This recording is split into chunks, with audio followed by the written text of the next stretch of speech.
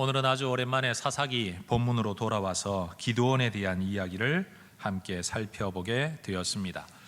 여러분, 기독교인이라면 누구나 하나님의 응답과 기적을 기대하면서 기도합니다. 그러나 모든 사람들이 다 하나님의 응답 또는 기적을 누리며 사는 것은 아닌 것 같습니다. 성경을 보면 하나님의 일하심의 방법이 언제나 기적이라는 방법으로만 나타나지는 않습니다.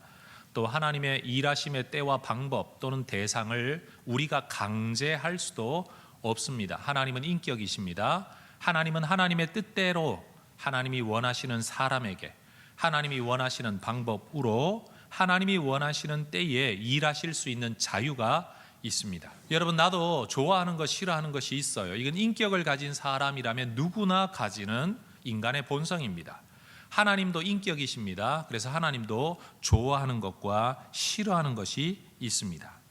오늘 본문을 통해서 저는 하나님께서 꼭 이런 상황에서는 반드시 역사하신다라고 딱 잘라 말할 수는 없지만, 그럼에도 불구하고 우리가 성경을 통해서 볼 때 하나님은 이런 건 싫어하시고 이런 건 좋아하신다라고는 말할 수 있을 것 같습니다. 그래서 특별히 오늘 저는 말씀이 우리가 하나님의 기적을 보려면 네 가지 내용에 대해서 좀 주의를 기울이면 우리도 하나님의 기적을 볼 수 있는 가능성이 높아지지 않겠는가라는 관점에서 오늘 기드온의 사건을 여러분과 좀 나누려고 합니다. 자, 하나님의 기적을 보려면 어떻게 해야 될까요? 첫 번째입니다. 기드온이 아니라 여룻바알이라는 이름으로 삶의 문제와 맞설 때 우리는 하나님의 기적을 볼 수 있습니다.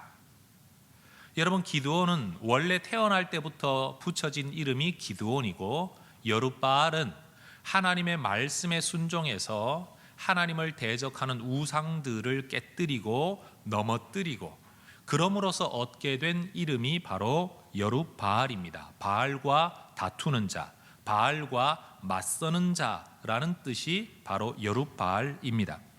전쟁을 위해서는 그 어떤 경험이나 전략에 아무런 근거가 없었던 소심하고 연약한 기드온이 양털뭉치 시험을 통해서 비로소 하나님의 말씀, 특별히 그 소명과 약속에 순종할 수 있었습니다.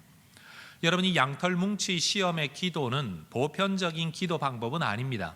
그러나 하나님의 부르심을 좀 확인하고 싶었던 소박한 기드온의 열망에 대하여 하나님은 응답해 주셨습니다.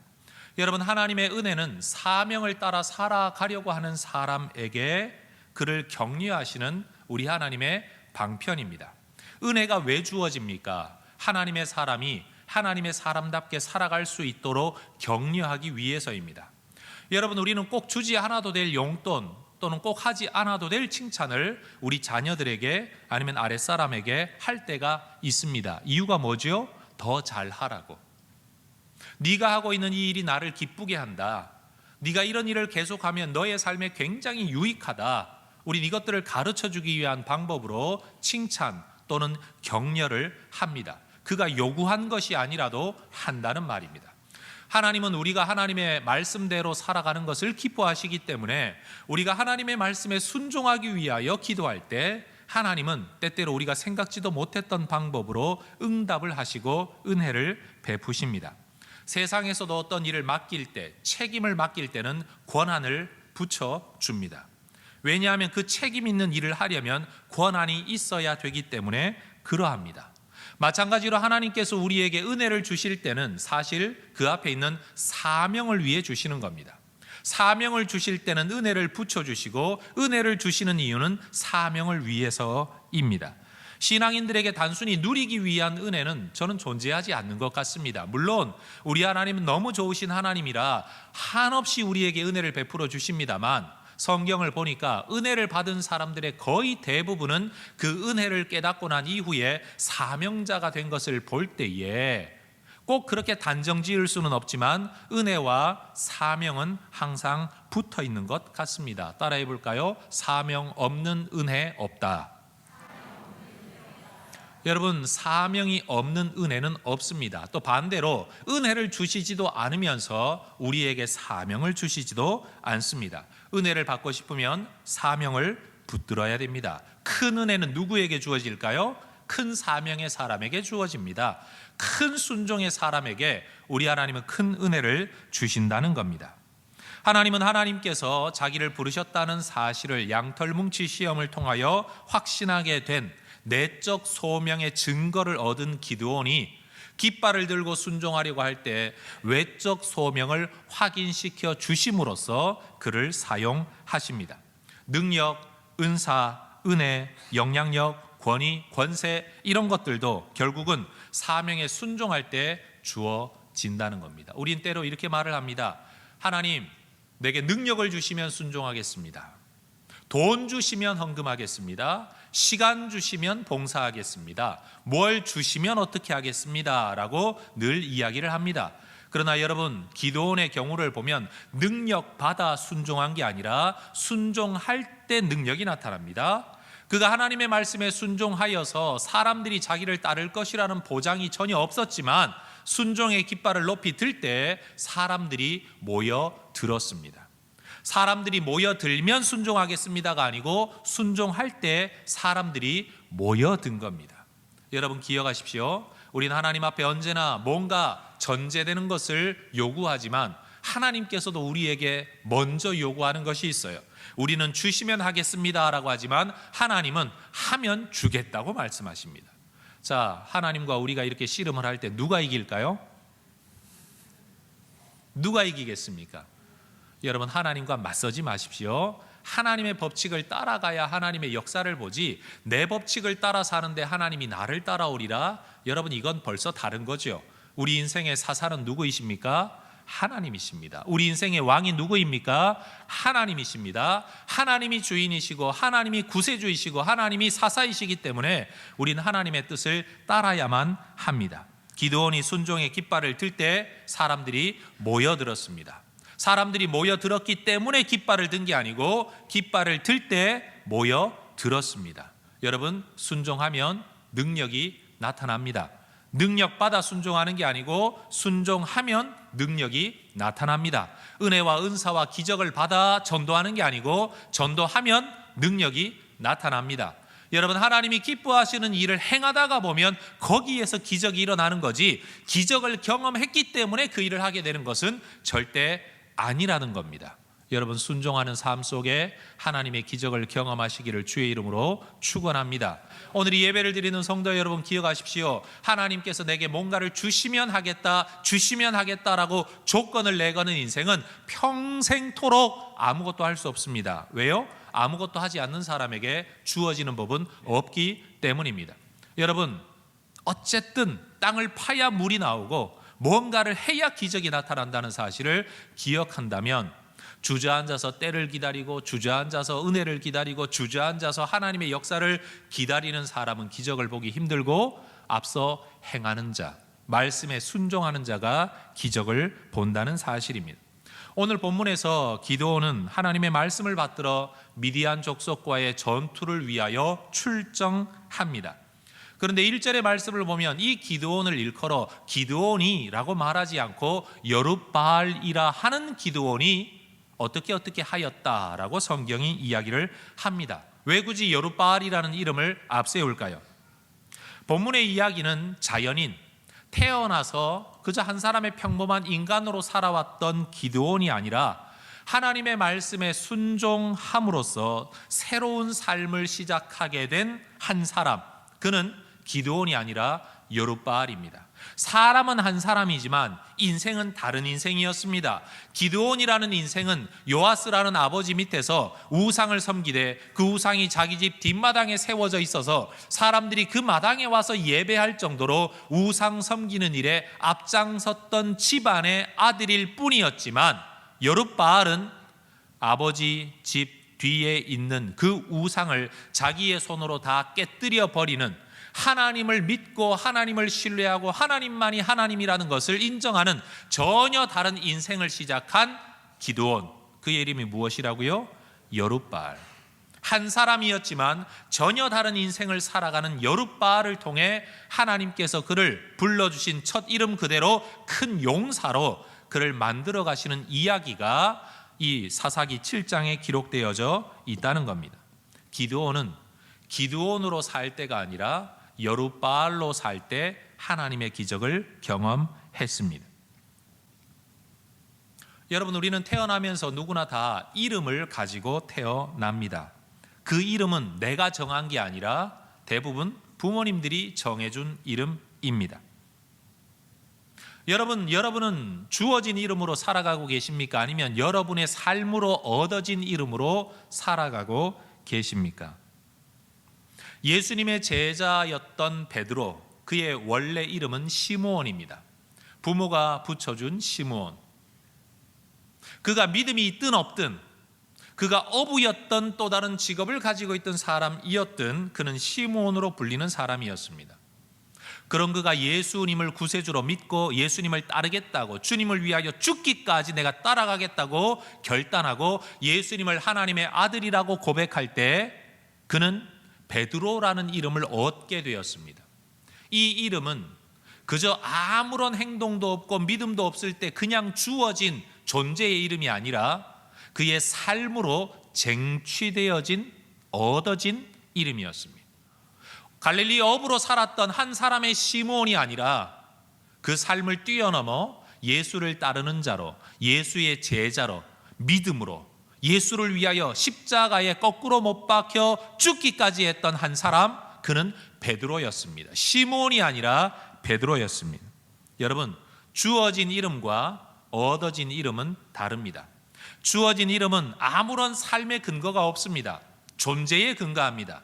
그러나 얻어진 이름은 그의 삶에 근거합니다.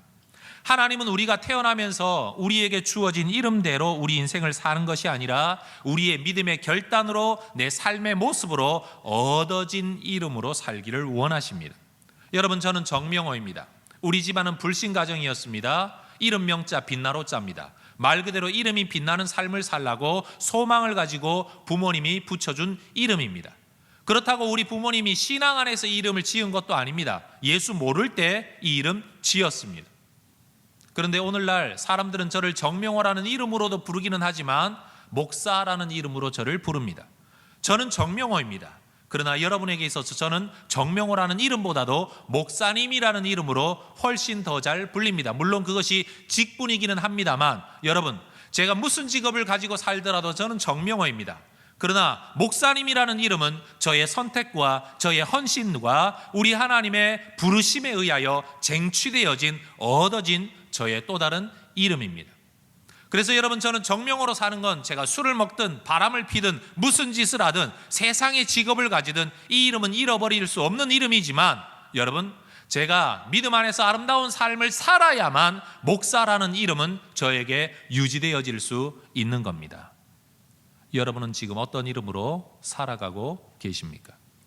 무슨 짓을 하든 어떤 삶을 살든 변화되어지지 아니하는 그냥 주어진 한 이름으로 살아가고 계십니까? 아니면 믿음으로 쟁취되어진, 얻어진 그 이름, 전혀 새로운 삶으로 들어선 그 이름으로 살아가고 계십니까?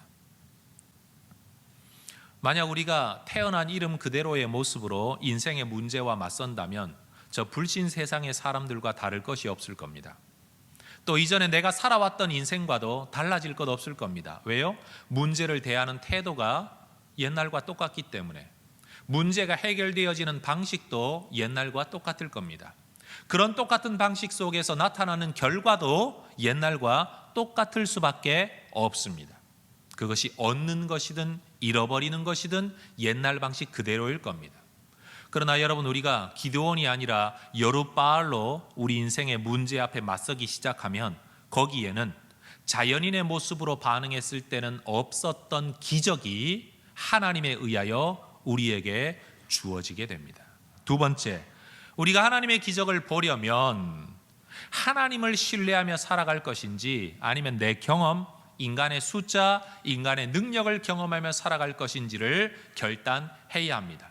만약 우리가 기적을 보기 원한다면 뭘 의지해야 될까요? 하나님의 능력입니다. 이스라엘을 침략한 미디안의 족속은 대략 13만 5천 명이었다고 8장 10절에 기록되어져 있습니다. 몇 명이요? 13만 5천 명. 그 중에 상당수는 낙타 부대였습니다. 기마병이 아니라 왜 낙타부대냐?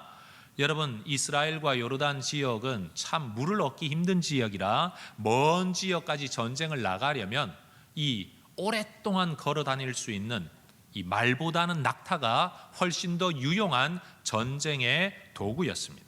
그래서 기마병보다는 낙타 부대가 훨씬 더 무서웠지요. 이 13만 5천 명의 미디안 족속들 가운데 상당수가 이렇게 낙타 부대원으로 이스라엘을 쳐들어 온 겁니다. 그런데 이에 맞서기 위해 기드온을 따라 나선 이스라엘 군사들의 숫자는 몇 명이냐? 7장 3절에 보면 3만 2천 명이었습니다. 생각해 보세요. 3만 2천 명과 13만 5천 명, 4분의 1밖에 되어지지 않는 숫자입니다. 죽기 살기로 싸운다고 할지라도 한 사람이 4명 이상을 이겨야 기껏 전쟁에서 이길까 말까 같은 군사력을 유지할 수 있게 되었다는 말입니다. 여러분, 더군다나 미디안은 늘 전쟁을 하는 사람들이었고 지금 이스라엘 족속들은 미디안의 통치 아래서 마치 피지배국처럼 살다가 군사훈련 받은 적 없고 조직된 군대도 없는 말 그대로 오합지졸들이었습니다. 거기에다 숫자적으로도 열세였습니다. 그럼 여러분, 하나님께서 너희를 통해서 이기게 하시겠다라고 말씀하시면 이렇게 3만 2천 명 모이면 하나님께서 야 이제 나가라, 너희가 숫자가 적지만 내가 너희를 편들어 주겠다, 이런 말씀이 주어져야 하는데 기드온에게 떨어진 하나님의 말씀은 전혀 예상 밖이었습니다. 2절에서 뭐라고 말하죠? 여호와께서 기드온에게 이르시되 너를 따르는 백성이 너무 많다. 여러분, 숫자가 4분의 1밖에 안 되는데 하나님이 이렇게 말씀하세요. 너무 많다. 여러분, 이 이야기가 별로 감동이 없으시면 여러분 이렇게 생각해 보세요. 따라하세요. 니네들의 월급이 너무 많다. 여러분, 이 말을 들으면 여러분 기분이 좋으십니까? 우리는 늘 부족함을 느끼고 살아가잖아요. 여러분, 앞에 군대는 13만 5천 명이고 우리는 3만 2천 명이에요. 여러분, 이걸 전쟁을 죽기 살기로 해도 이길까 말까 하는데 하나님이 우리한테 하시는 말씀이 너무 많다. 여러분, 4절을 보면 하나님이 한번 돌려보내고 난 다음에 10,000명밖에 안 남았는데도 또 말씀하세요. 여전히 많다. 여러분, 지금 이 이야기를 듣는 기드온의 입장에서 여러분 한번 생각해 보십시오. 얼마나 기가 막혔겠습니까? 그러나 어떡합니까? 기드온은 하나님이 시켜서 이 길에 따라 나섰는데 이 말에 순종해야 될 것 아닙니까? 여러분, 우리가 기드온의 입장에서 이 상황을 한번 생각해 보면 기드온은 미디안 족속과 싸우기 이전에 자기 자신과 싸워야 했습니다. 어떤 자기 자신이요? 내가 보기에는 3만 2천 명이 13만 5천 명의 4분의 1밖에 안 되어서 너무 적다. 단 몇 천 명이라도 좀 더 모으면 좋겠는데 16장에 보면 그래서 기드온은요 이 이스라엘의 병사를 2번에 걸쳐서 모집해요. 첫 번째는 모여라 해서 모인 사람. 근데 모인 게 너무 적거든요. 그러니까 두 번째로 기드온은 사람들을 보내요. 자기와 좀 연결이 되는 족속들에게 사람을 보내서 야 니네가 함께 가야 되지 않겠냐 설득해서 데려왔어요. 처음에는 자원병이었고 두 번에는 설득해서 데려와서 기껏 모아놓은 숫자가 3만 2천 명이었단 말이에요. 그런데도 하나님 말씀하시기를 너무 많다는 겁니다. 나는 내가 보기에는 너무 적은데 하나님은 이 숫자를 놓고 너무 많다고 말씀하시는 거예요. 바로 이 상황에서 기드온은 자기 내면에서 싸워야만 했습니다. 무엇을요? 하나님의 말씀을 받들어 이들을 돌려보낼 것이냐, 아니면 여전히 이것으로도 부족하다라고 하나님 앞에 고집할 것이냐. 여러분, 오늘 우리의 삶에서도 마찬가지입니다. 인생의 문제를 해결하려고 뭔가 하나 둘 챙긴 우리의 능력은 아무리 주변에서 끌어모아 보아도 늘 부족합니다. 안 그래요, 여러분? 내 삶의 문제에 맞서기 위한 내 능력은 아무리 살펴보아도 부족해 보여요. 근데 하나님 만약 이렇게 말씀하신다고 생각해 보세요. 너무 많다.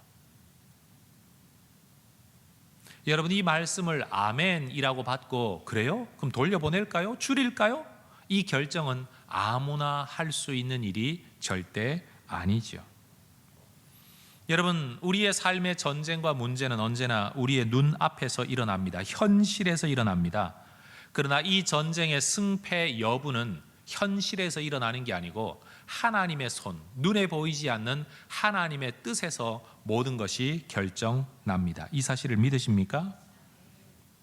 우리 믿음의 사람들에게 싸움의 현장은 언제나 고통스러운 현실인데, 싸움의 내용은 결국 그 문제와 싸우는 게 아니고 그 문제에 맞서는 우리의 내면과 먼저 싸워야 합니다.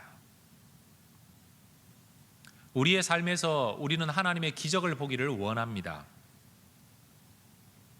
그런데 우리가 하나님의 기적을 보기에는 우리 하나님 우리에게 이렇게 말씀하실지도 모릅니다. 너무 많다. 네 생각이 너무 많고, 네가 의지하는 게 너무 많고, 네가 여차하면 발 빼려고 뒷구멍 만들어 놓은 게 너무 많다. 분명 숫자로 싸워 이겨야 할 전쟁터에서 이 숫자를 너무 많다고 말씀하시는 하나님, 이것은 네가 정말 하나님만 의지할 것이냐, 하나님을 믿는다고 말하면서 숫자를 의지할 것이냐에 대한 우리 내면의 질문입니다. 여러분, 우리가 하나님의 기적을 보려면 우리의 판단, 최소한의 조건조차도 내려놓을 수 있는지를 돌아보아야 합니다.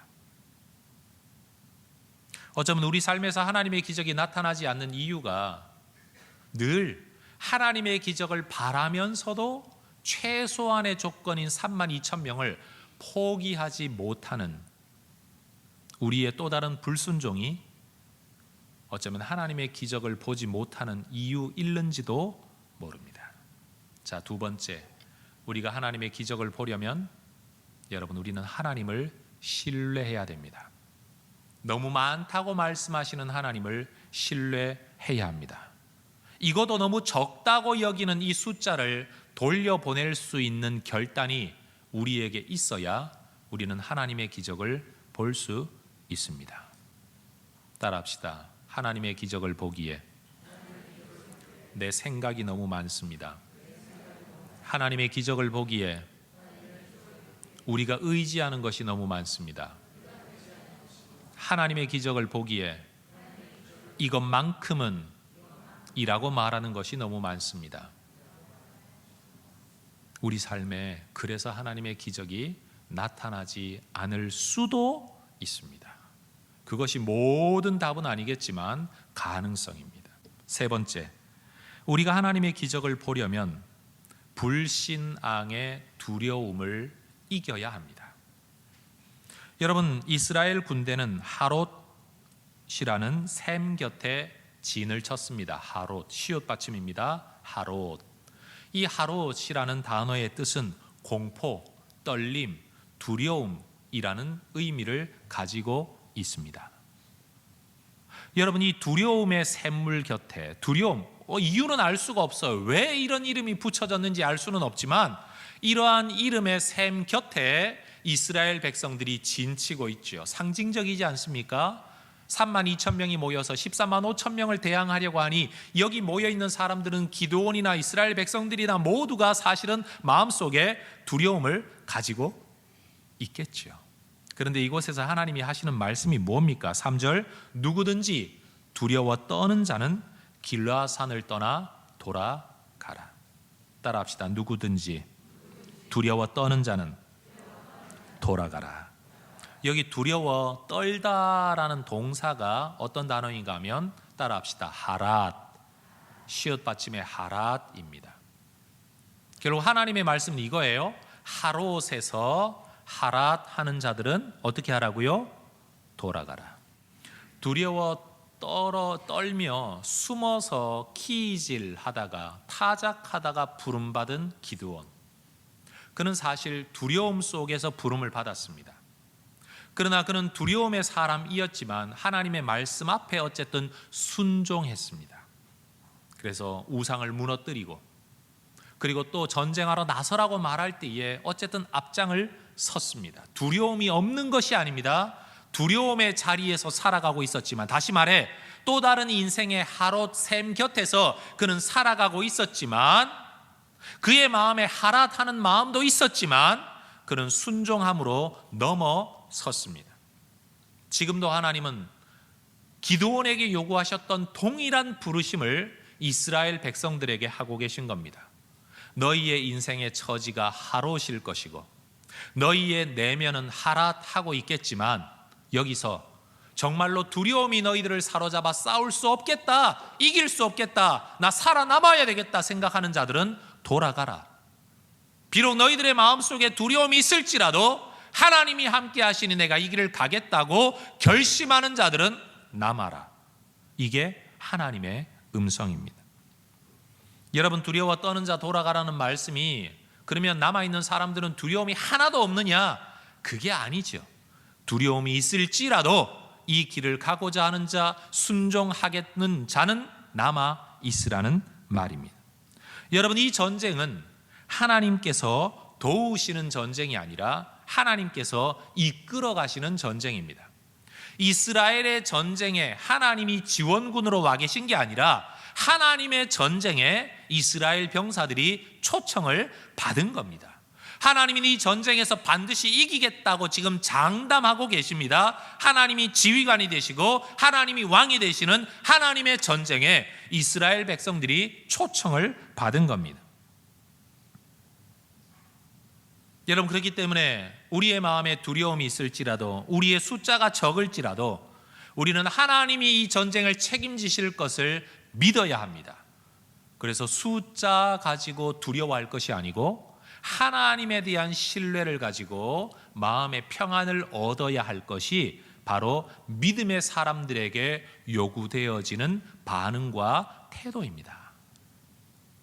하나님께서는 모세를 통하여 모세의 마지막 설교였던 신명기 말씀 속에서 이스라엘 백성들이 앞으로 가나안 땅 이후에 얻게 될 모든 상황 속에서 그들은 어떤 믿음을 가져야 하는가를 미리 말씀하셨어요. 신명기 20장 1절에 이런 말씀이 있습니다. 같이 한번 읽어보겠습니다. 네가 나가서 적군과 싸우려 할 때에 말과 병거와 백성이 너보다 많음을 볼지라도 그들을 두려워하지 말라. 애굽 땅에서 너를 인도하여 내신 네 하나님 여호와께서 너와 함께 하시느니라. 여러분, 생각해 보십시오. 이스라엘 백성들이 애굽에서 나올 때에 전쟁하고 나왔습니까? 군사가 있어서 독립하게 되었습니까? 전쟁 한번 하지 않고 군사 한 명 없어도, 말도 없고 병거도 없어도 하나님은 이 이집트의 모든 군사들을 홍해 바다에 수장시켜 버리시고 이스라엘 백성을 건져내셨습니다. 이 하나님을 기억하면서 이스라엘 백성들이 생각해야 될 게 뭡니까? 그들이 앞으로 맞서 싸워야 될 적들의 숫자가 아무리 많더라도, 우리는 땅바닥에 서서 싸우는데 저들에게는 기갑 부대가 있을지라도, 우리는 뛰어다녀야 되는데 저들은 말을 타고 있을지라도 그들을 두려워하지 말라는 겁니다. 이유는요, 하나님이 너희들과 함께 하시기 때문에. 따라합시다. 하나님은 말과 함께 하시지 않습니다. 따라합시다. 하나님은 병거와 함께 하시지 않습니다. 하나님은 숫자와 함께 하시지 않습니다. 여러분, 우리 하나님은 말이나 병거나 숫자와 함께 하시지를 않습니다. 하나님은 약속의 백성들과 함께 하시겠다고 말씀하셨습니다. 숫자를 보면 두려워해야 할 만한 상황입니다. 누가 봐도 그러합니다. 하나님께서도 인정하시는 거예요. 보면 두렵겠지. 그러나 두려워하지 말아라. 왜? 내가 너희들과 함께 하니까.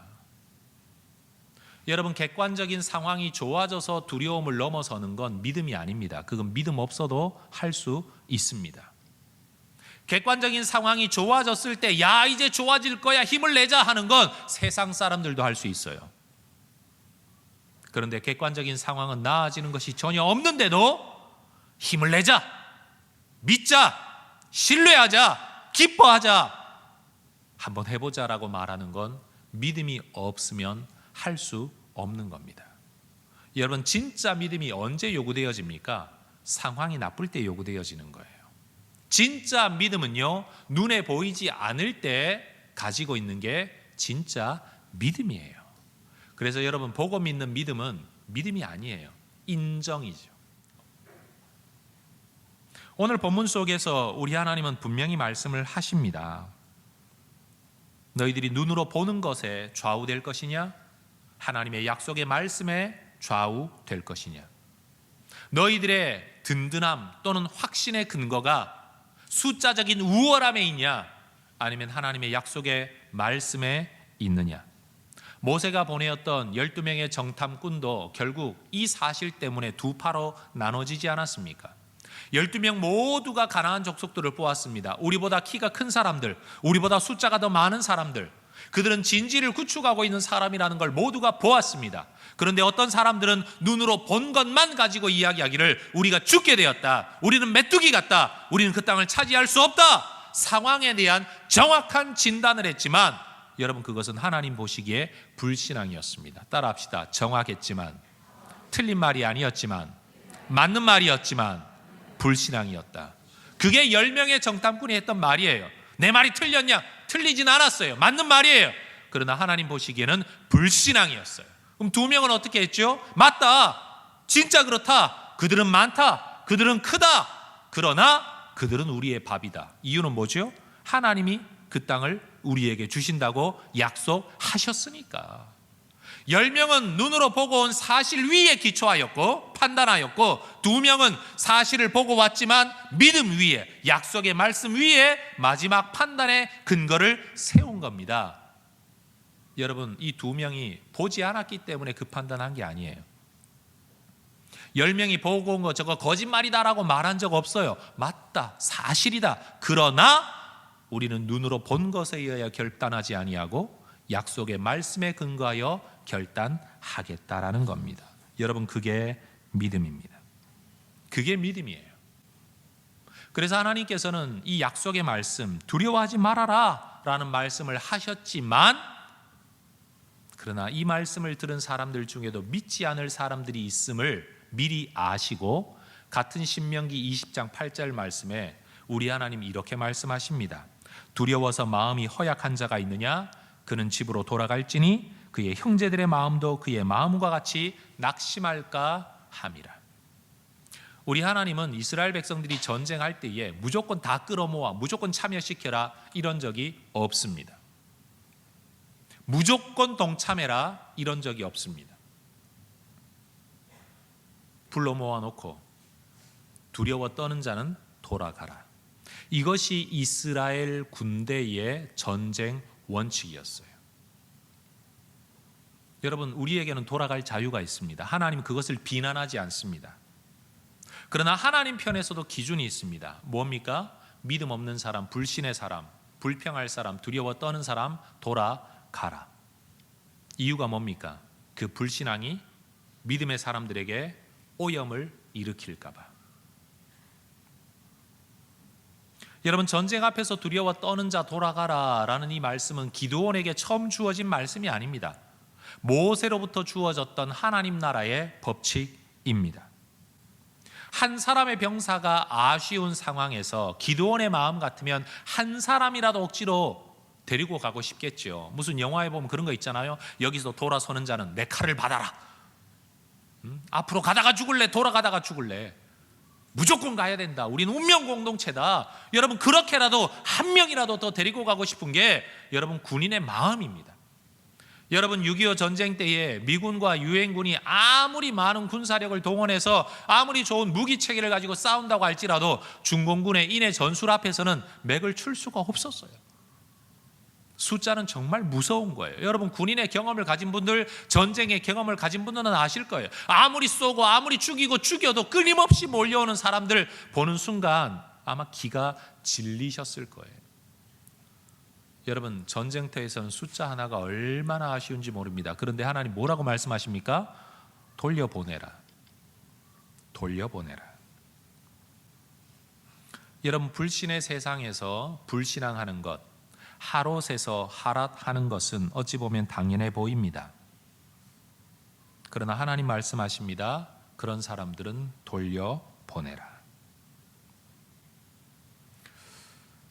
여러분, 저도 목회하고 교회 일을 하면서 이런 생각 들 때가 많습니다. 모든 사람이 내 마음처럼 하나로 모아주면 얼마나 좋을까 아쉬울 때가 있어요. 한 사람이 아쉽고 한 사람의 손이 아쉬울 때가 있습니다. 그렇다고 모든 사람을 강제로 여러분 함께 데리고 갈 만한 힘도 능력도 설득력도 저에게는 없어요. 그런데 어느 날 생각하면서 이런 생각이 들었습니다. 그러면 나는 이 세상에 존재하는 모든 하나님의 일에 다 참여하고 있는가? 생각해 보니까 그렇지 못한 거예요. 우리 교회가 나름대로 선교는 하고 있지만 여러분, 그렇다고 모든 선교에 다 참여하는 건 아니잖아요. 우리 교회가 200 몇십 명의 컴패션의 결연자들 아이들을 데리고 여러분 그 아이들을 후원하기 위하여 애쓰고 후원하고는 있지만, 그렇다고 여러분 모든 구호단체와 협력하고 모든 죽어가는 아이들을 우리가 다 살리고 있는 것은 아니지 않습니까? 결국 우리 마음에 동기부여가 이루어지고 우리가 참여하는 만큼만 일하고 있는 거지, 우리가 모든 하나님의 전쟁에 다 참여하고 있는 것은 아니라는 생각이 들었어요. 그리고 그걸 하지 않는다고 해서 하나님이 우리를 책망하시지도 않습니다. 우리의 형편에 따라 이만큼 하겠습니다라고 말할 때 우리 하나님 더 이상 말씀하시지를 않습니다. 그러나 여러분, 그것은 가장 합리적인 결정이긴 하지만 우리가 참여하지 못하는 일에서 우리는 하나님의 기적을 경험할 기회 자체가 없다는 것도 알아야 합니다. 따라합시다. 돌아가는 것은 자유지만 돌아간 사람은 기적을 보지 못합니다. 이게 하나님께서 우리한테 주시는 자유예요. 돌아가는 것은 너희들의 자유다. 그러나 돌아가는 자는 하나님의 기적을 직접 보지 못할 것이다. 여러분, 모든 국민이 국방의 의무를 질 자격 가진 것은 아닙니다. 우리나라에서 모든 남자라면 당연히 일정한 나이가 되었을 때 국방의 의무를 다 해야 하지만, 여러분, 의무가 있지만 의무가 있다고 해서 모두가 자격을 갖춘 것은 아니지요. 그래서 어떤 사람은 면제를 받고 어떤 사람은 현역 군인 대신에 또 다른 대체 복무를 하는 사람들도 있습니다. 하나님 나라에도 동일합니다. 누구나 하나님 나라에 동참하는 것이 마땅하지만, 그러나 하나님은 심지어 믿음과 불신, 불안과 두려움이라는 기준을 제시하시면서 동참하기 힘든 자는 돌아가라는 자유 결정권을 우리에게 주십니다. 여러분, 정말로 하나님의 기적을 보기 원한다면 우리는 두려움을 이겨내어야 합니다. 두렵다면 물러나도 괜찮습니다. 그러나 물러난 사람에게 기적은 주어지지 않습니다. 이것이 하나님 나라의 법칙입니다. 우리는 교회 일이나 하나님 나라의 일들을 할 때에 백지장도 맞들면 낫다라는 법칙을 써서 한 사람이라도 더 참여시키고 데리고 가려고 합니다. 한 사람의 손이라도 아쉬울 때가 많습니다. 그러나 하나님은 무조건 그렇게 사람을 데리고 일하는 것이 하나님 나라의 법칙이 아니라고 말씀합니다. 성도 여러분, 오늘 담임 목사로서 저는 여러분에게 분명히 이런 말씀을 드리고 싶습니다. 여러분 마음에 두려움이 일어나거나 동기부여가 일어나지 않는 일은 안 하셔도 괜찮습니다. 비꼬는 것도 아니고 비난하는 것도 아닙니다. 저도 모든 일을 다 할 수는 없는 목사이기 때문에, 저도 대한민국이 모든 선교에 다 참여할 수도 없고 대한민국의 모든 복음화 일에 저도 다 참여할 수 없습니다. 능력의 한계가 있고 물리적인 한계가 있고 믿음의 한계가 있고 여러 면에서 한계가 저도 있습니다. 그러나 이것은 우리가 알아야 됩니다. 참여하지 못한 일에서 하나님의 기적은 볼 수 없다. 참여하고 참여하지 않는 것은 나의 자유입니다. 그러나 그때 알아야 될 게 있습니다. 참여하지 못한 일에서 기적은 경험할 수 없다는 겁니다. 우리가 이야기학교라든지 교육사역 속에 열심을 품고 어떤 일을 할 때 모든 사람이 다 군인으로 동참할 수는 없을 겁니다. 두려워 떠는 자, 염려하는 자, 불안한 자, 마음에 들지 않는 자 돌아가도 괜찮습니다. 그러나 여러분, 이 일에 참여하는 사람들만이 여기에서 얻어지는 열매와 여기서 이루어지는 아이들의 변화와 성장을 기쁨으로 하나님의 기적으로 누릴 수 있을 겁니다. 따라합시다. 참여하는 사람만 누릴 수 있습니다. 쉽게 말하면 먹는 사람만 배부를 수 있는 거예요.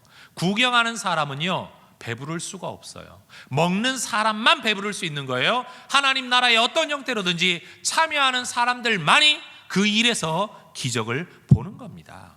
가을이 되고 겨울이 되고 봄이 되고 여름이 되면 사시사철 돌아가는 건 누구나 다 아는 것이지만 여러분, 단풍놀이를 가는 사람만 그 기쁨을 누릴 수 있고 여름에 물속에 뛰어들어가는 사람만 그 더운 여름날에 물의 시원함을 누릴 수 있는 거예요.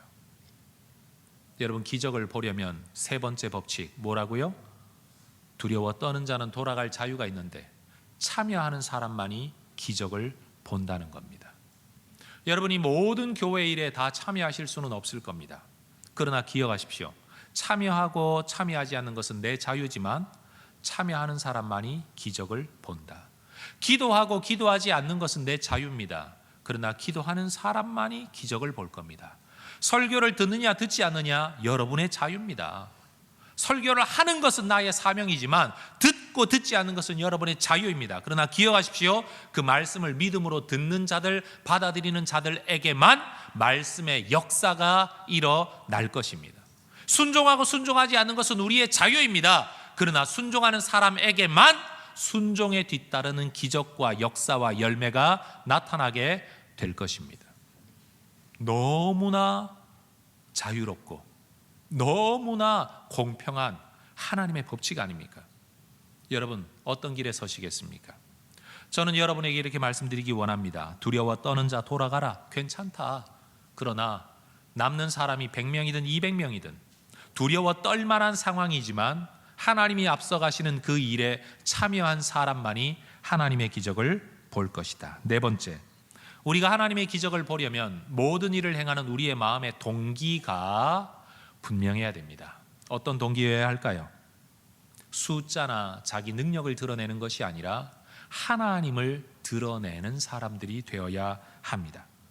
여러분, 두려워 떠나 돌아가라는 이 첫 번째 명령 앞에 22,000명이나 돌아가 버리고 딸랑 10,000명만 남았습니다. 이 10,000명 가지고 싸우려고 해도 한 사람이 13명 이상을 감당해야 됩니다. 32,000명도 적었는데 10,000명이 뭡니까? 그런데 하나님은 4절에서 또 말씀하세요. 여전히 많다. 아직도 많다. 아마 진짜 기도는 기가 막혔을 겁니다. 그러면서 이제는 어떤 기준을 가지고 돌려보낼 사람과 데려갈 사람을 구분짓겠다고 말씀하시고 저 미디안 족속들이 쳐다보고 있는 그 아래 골짜기 강물 곁에 가서 물을 마시라고 시킵니다. 10,000명이 쫓아가 물을 마셨는데 여러분, 오늘 본문을 보면 어떤 사람은 물을 핥아 먹는 자, 어떤 사람은 무릎을 꿇고 물을 마시는 자라고 말을 합니다. 그래서 어떤 분들은 이 본문을 놓고 이야기를 하죠. 야, 적들이 쳐다보고 있는데 사주 경계를 잘 펼치면서 아주 신중하게 물을 떠서 쫙 살펴보면 이렇게 먹어야 이렇게 신중한 사람, 하나님 이런 사람 쓰신다, 이렇게 설교하는 분들이 계시기는 한데 뭐 그걸 틀렸다고 제가 말할 수는 없지만 오늘 본문에 나타나고 있는, 표현하고 있는 자세는요, 무릎을 꿇고 어떻게 마셨는지 말하는 게 아니에요. 벌컥벌컥 마셨다? 이런 표현은 없거든요. 사실 인간적으로 보면 여러분, 무릎 꿇고 머리를 쳐박고 물을 마시는 사람이 전쟁을 잘하겠습니까? 아니면 소심 쪼잔하게 앉아가지고 물을 이렇게 떠서 핥아먹는 사람이 전쟁을 잘하겠습니까?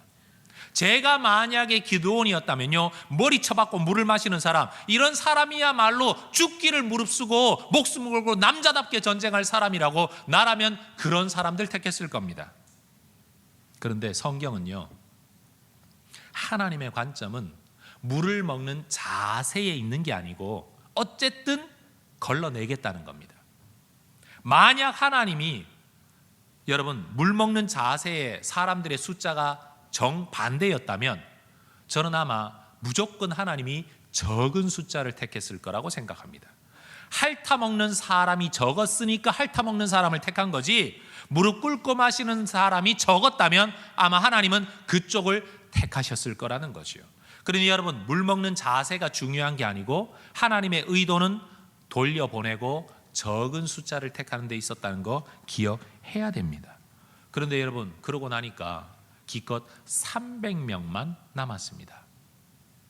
100분의 1도 안 됩니다. 99%를 돌려보내고 1%도 안 되는 숫자 13만 5천 명을 위하여 300명만 남겼습니다. 여러분, 처음에는 1당 4였습니다. 한 사람이 4명만 이기면 되었습니다. 두 번째는 한 사람이 13명만 이기면 되었습니다. 지금은요, 한 사람이 450명을 이겨야 됩니다.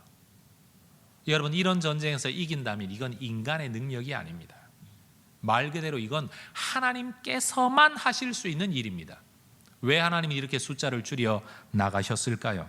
2절은 그렇게 말합니다. 이는 이스라엘이 나를 거슬러 자랑하기를, 스스로 자랑하기를 내 손이 나를 구원하였다 라고 말할까 봐 하나님은 줄여 나가셨다는 겁니다. 여러분, 우리는 이 땅을 살면서 때때로 이런 말을 할 때가 있습니다. 하나님은 하나님 일 하시고 우린 우리 일 해야지. 그래도 이건 있어야 되지 않겠느냐라고 인간의 최소한의 조건이 있어야 된다라고 말을 합니다. 참 상식적이고 저도 그 축에 드는 사람입니다. 그런데 그런 저라고 할지라도 오늘 본문 속에서 우리 하나님께서는요, 사람들을 돌려보낼 때 야, 이걸로 어떻게 전쟁을 하지? 라고 기드온이 염려할 때 하나님은 이미 이길 것을 전제로 사람을 줄이고 계십니다. 우리는 이 적은 숫자로 어떻게 이기지? 라고 생각하는데 하나님은 반드시 이길 텐데 이기고 나서 너희가 니네 힘으로 이겼다고 말할까 봐 아예 사람의 숫자를 줄여나가고 계시다는 겁니다. 따라합시다. 하나님의 승리는 우리의 준비에 달려있지 않습니다. 다시 한번 따라합시다. 하나님의 기적은 최소한의 조건에 달려있지 않습니다. 그래도 사람이 이 정도는 해야 되지 않습니까? 라고 말하는 그 최소한의 조건에 하나님의 승리는 달려있지 않다는 겁니다. 어쩌면 우리 혜성교회 아니면 우리 개인의 삶에서 우리가 기를 쓰고 불러 모은 것, 기드온이 첫 번째는 깃발을 들고 모여라 했더니만 자원으로 모인 사람이 몇 명 되지 않아서 나중에는 야, 너도 와야 되지 않겠어? 너도 와야 되지 않겠어? 설득해서 불러 모은 사람이 32,000명이었어요. 우리도 그러고 살아요. 하나님의 일을 하려고 할 때 야, 처음에는 모이십시오 주일날 광고를 하잖아요. 근데 광고에서 모이는 사람이 없으니까 팀장이나 목자나 집사님들이나 목사님들이나 장로님들이 가가지고 아이고 그래도 권사님이 좀 도와주셔야지, 집사님이 함께 하셔야지, 집사님이 없으면 어떻게 일을 합니까? 내가 어떻게 전쟁을 합니까? 우리는 숫자에 연연해서 계속 사람을 불러 모읍니다. 여러분, 오늘날 우리는 이런 생각을 참 많이 합니다. 그래도 하나님의 역사로 모든 일이 되어지지만 이 정도는 해야 되지 않아? 그래서 우리는 언제나 우리의 것을 챙기는 일에 집중합니다. 그런데 여러분, 거기까지는 그렇다고 칩시다. 그래봐야 승리는 하나님께 달려 있으니까. 문제는 기적 그 다음입니다. 그 다음에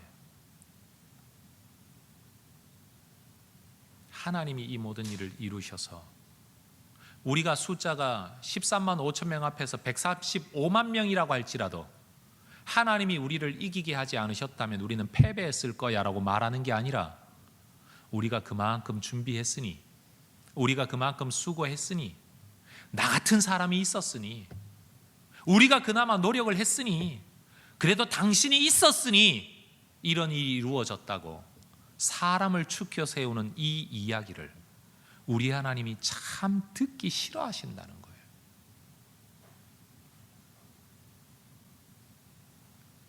하나님이 이사야에서 그런 말씀하셨어요. 나는 내 영광을 사람에게, 그 누구에게 절대 빼앗기지 않을 것이다. 내가 한 일은 내가 한 일로 인정받기를 원하시는 분이 하나님이십니다. 그 영광 빼앗으려고 했던 게 마귀였고 그 영광 가로채려고 했던 게 인간의 원죄였습니다. 그런데 오늘 우리는 또다시 하나님의 영광을 빼앗는 자로 오늘을 살아가고 있습니다. 입술로는 모든 것이 하나님의 은혜였다고, 노래로는 지금까지 지내온 것 주의 크신 은혜라 부르면서도 사람들끼리 만나 이야기하거나 내 속으로 생각할 때는 나 때문이야 라고 말하는 이 말을 우리 하나님이 너무너무 싫어하시고 염려하신다는 겁니다. 그러면서 스스로 자긍해지기에는 오히려 숫자를 줄여서 이길 수 없는 300명 가지고 하나님께서 역사하시겠다, 하나님이 기적을 일으키시겠다는 겁니다. 따라합시다. 하나님의 기적은 나의 준비에 달려있지 않습니다. 하나님의 기적은 나의 능력에 달려있지 않습니다. 하나님의 기적은 우리의 숫자에 달려 있지 않습니다. 여러분, 하나님이 능력을 발휘하지 못하는 이유, 하나님이 기적을 나타내지 못하시는 이유는 내 능력의 부족함이 아니고 내 마음속에 있는 교만함 때문일 수도 있습니다. 그래서 하나님의 기적을 보기 원하는 우리는 어떤 마음 자세를 가져야 하느냐? 내가 지금 300명이냐, 10,000명이냐, 32,000명이냐 이런 거 따지지 말고 32,000명이 모이면 32,000명대로 싸우고 10,000명이 모이면 10,000명으로 싸우고 300명이 모이면 300명으로 싸우면서 뭘 해야 된다고요? 오직 하나님의 영광, 오직 하나님의 은혜라는 것을 고백할 수 있는 마음이 필요하다는 거예요. 만약 기드온과 이스라엘 백성들의 마음속에 32,000명으로 싸우더라도 하나님의 은혜다라는 믿음의 고백이 확실할 것 같았으면 우리 하나님은 숫자를 줄이지 않으셨을 겁니다. 만약 우리의 삶 속에서 우리가 더 낮아지지 않더라도 오직 하나님의 은혜만을 찬양할 수 있는 수준이라면 하나님은 우리의 삶을 더 이상 깎아내리지 않으실 겁니다. 그런데 깎아내린 이유는 뭘까요? 내가 나에게 속고 있기 때문이에요. 뭘 속는 걸까요? 나는 믿음이 있노라 하나님의 은혜라고 고백할 것 같지만 사실은 내 능력이라고, 나니까 이렇게 하는 거라는 바로 이런 마음이 있음을 하나님이 아시기 때문입니다. 여러분, 하나님 앞에 겸손할 때 하나님이 우리를 높이십니다. 그렇게 높아질 때 그래 봤지 이게 아니라 오직 하나님이십니다. 하나님이 하셨습니다 라고 말할 수 있는 사람이 진짜 겸손한 사람이에요. 말씀을 마무리 짓기를 원합니다. 여러분, 하나님의 기적을 보려면 기드온으로 싸워서는 안 됩니다. 여룻바알로 싸워야 합니다. 여러분, 타고난 성격, 살아왔던 인성을 가지고 살지 마시고 믿음으로 여룻바알로 문제와 맞서시기를 바랍니다. 그 문제와 맞설 때에 여러분의 경험이나 숫자를 신뢰하지 말고 여러분 정말로 하나님만 신뢰하시고, 하나님이 너무 많다 그러면 여러분 미련 없이 줄여나갈 수 있는 결단이 여러분에게 있어지기를 소망합니다. 더불어 하나님의 기적을 보려면 불신앙의 사람, 두려움의 사람이 되어서는 안 됩니다. 두렵더라도 믿음으로 참여할 수 있는 사람만이 하나님의 기적을 봅니다. 그래서 저는 오늘 이 설교를 기점으로 여러분에게 이런 말씀 드리고 싶어요. 교회 일을 할 때 하기 싫은 사람 안 해도 돼요. 그럼 뭐 어쩌겠어요. 하기 싫다는데 억지로 끌어다 놓겠습니까? 협박을 해서 데려다 놓겠습니까? 어쩔 수 없는 거예요. 교회 안에 봉사를 할 때요, 동참하지 못하는 사람들 때문에 못한다 여러분 그러지 마세요. 여러분이 단 2명만 모여서라도 무슨 일을 하는데 그게 하나님을 기쁘시게 하는 일이라면 그 일에서 기적이 나타나게 될 겁니다. 모여들지 아니한 숫자 때문에 낙심하지 말고요, 오히려 하나님의 기적을 보고 적으면 적을수록 더 큰 기적이 나타나겠구나, 이 믿음을 가지고 순종하는 여러분 되시기를 바랍니다. 그리고 모든 일의 마지막에 정말로 하나님이 하셨습니다. 스스로 자긍하여 하나님을 거스르는 자 되지 말고 우리 하나님을 높이는 자로 우리가 살아갈 수 있기를 원합니다.